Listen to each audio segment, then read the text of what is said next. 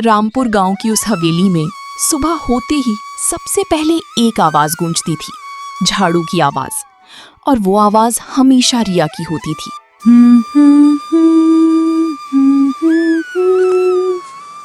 अरे रिया, इतनी सुबह से लग गई? अभी तो अंधेरा भी ठीक से छटा नहीं। माँ जी, आपके उठने से पहले घर तैयार हो जाए, यही तो मेरी कोशिश रहती है। हाँ बेटा, तू है तो घर का आधा काम खुद हो जाता है। रोज यही नाटक। माँ जी की आंखों में धूल झोंकना, बस यही आता है इससे।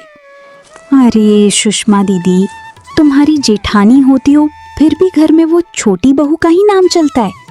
यही तो दर्द है बहन। माँ जी का पूरा ध्यान उसी पर रहता है। जब से रिया आई है, घर में मेरा कोई वजूद ही नहीं रहा। तो कुछ करो ना, चुप क्यों बैठी हो? कुछ करूंगी, ऐसा करूंगी कि माँ जी खुद रिया को घर से निकाल देंगी। उस दिन से सुषमा के मन में एक साजिश पकने लगी, एक ऐसी साजिश जो एक बेगुनाह जिंदगी तोड़ सकती थी।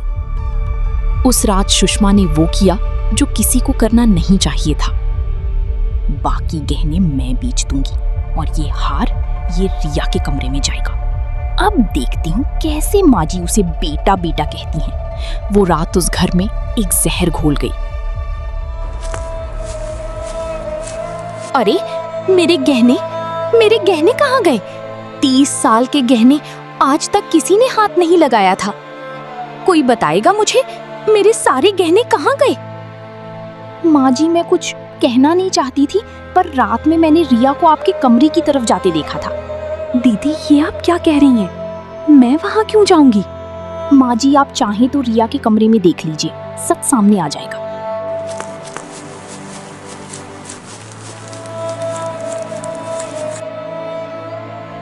ये तो मेरा ही हार है। रिया, माँ जी, मैंने नहीं लिया। मुझे नहीं पता ये यहाँ कैसे आया। मैं कसम खाती हूँ। रिया, मैंने सोचा भी नहीं था कि तू ऐसा कर सकती है। माँ, शायद कोई गलतफहमी हो। विक्रम, ये हार खुद बोल रहा है। रिया, बाकी गहने कहाँ हैं? माँ जी, मैं बेगुनाह हूँ। बाकी गहने मैंने देखा तक नहीं। माँ जी, अब और क्या सबूत चाहिए? पक्का इसने गहने बेच दिए। उस कमरे में रिया की आवाज तो थी, पर उसे सुनने वाला कोई नहीं था। रिया, इस घर में चोर के लिए कोई जगह नहीं। जब तक सच सामने नहीं आता, तुम इस घर में नहीं रह सकती। ठीक है माँ जी, आपने कहा है तो मैं जाऊंगी। पर एक बात याद रखिएगा, जो कभी गलत नहीं कर सकती उस पर इल्जाम लगाया है आपने। सच एक दिन जरूर सामने आएगा। के साथ आखिरकार रिया के जाने की बात घर में सन्नाटा था, पर वो सन्नाटा सच की आहट थी जो आने ही वाली थी। हाँ बहन, हो गया काम। माँ जी ने रिया को घर से निकाल दिया। वो गहने मैंने ही चुराई थी और एक हार रिया के कपड़ों में छिपा दिया। माँ जी को क्या पता होता। ये तो बहुत बड़ा पाप हो गया। एक बेगुनाह लड़की को घर से निकलवा दिया इसने।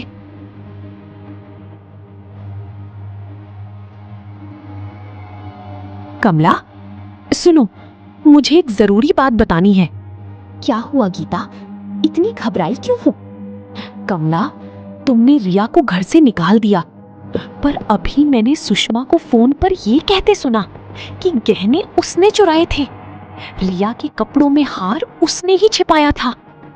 क्या कह रही हो तुम? मैंने अपने कानों से सुना है कमला।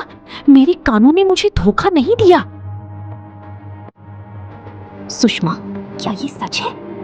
बोल, आंख मिलाकर बोल। माँ जी, वो बात अलग थी। बस एक शब्द और मत बोलना।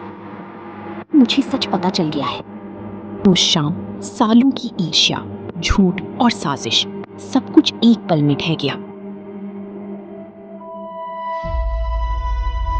माँ जी, आप यहाँ? माँ जी, ये क्या कर रही हैं आप? उठिए ना। नहीं रिया, जो माँ अपनी बेटी पर झूठा इल्जाम लगाए उसी पैरों में ही बैठना चाहिए। मैंने बहुत बड़ा पाप किया है। मैंने तुम पर भरोसा नहीं किया, जबकि तुमने हर दिन हर पल इस घर के लिए सब कुछ किया। माँ जी उठिए, आप मेरी माँ हो। माँ कभी गलत नहीं होती।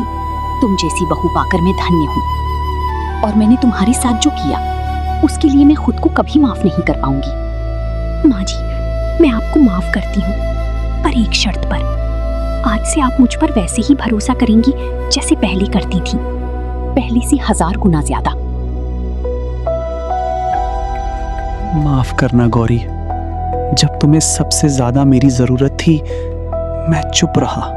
कोई बात नहीं, अब सब ठीक हो गया। उस शाम रिया घर लौटी, पर इस बार सिर्फ बहू बनकर नहीं, बल्कि उस घर की असली बेटी बनकर। और कमला देवी को पहली बार समझ आया कि भरोसा खोने में एक पल लगता है और पाने में पूरी जिंदगी। सुषमा, गहने वापस करो और रिया से माफी मांगो। रिया, मुझसे बहुत बड़ी गलती हुई।